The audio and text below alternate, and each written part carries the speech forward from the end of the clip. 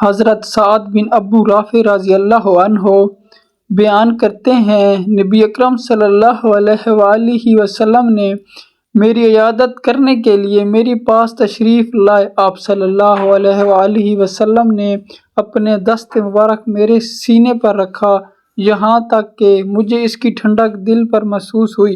نبی اکرم صلی اللہ علیہ وآلہ وسلم نے فرمایا، تم ایک ایسے شخص ہو جسے دل کی شکایت ہے، تم حارث کے پاس جاؤ، کیوں نہ کہ وہ ایسا شخص ہے جو طب کا کام کرتا ہے، اور اسے چاہیے کہ مدینہ کی اجوا کھجوروں میں سے 5 لے کر انہیں ان کی گٹھلیوں سمیت پیس لے۔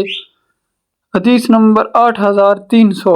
حضرت عبداللہ بن عباس رضی اللہ عنہ نبی اکرم صلی اللہ علیہ وآلہ وسلم کا یہ فرمان نقل کرتے ہیں، اے لوگو، دوا استعمال کرو، کیوں نہ کہ اللہ تعالیٰ نے جو بھی بیماری تخلیق کی ہے اس کے لیے شفا بھی پیدا کی ہے، البتہ سام کا معاملہ مختلف ہے اور سام سے مراد موت ہے۔ حدیث نمبر 8280۔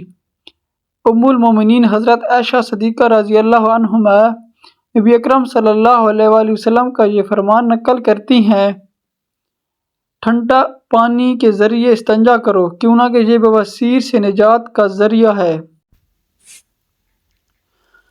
حضرت عقبہ بن عامر رضی اللہ عنہ بیان کرتے ہیں، نبی اکرم صلی اللہ علیہ وآلہ وسلم نے ارشاد فرمایا، تم پر اس برکت والے درخت کو استعمال کرنا لازم ہے، یعنی زیتون کا درخت، تم اسے دوا کے طور پر استعمال کرو، کیوں نہ کہ یہ بواسیر سے نجات کا ذریعہ ہے۔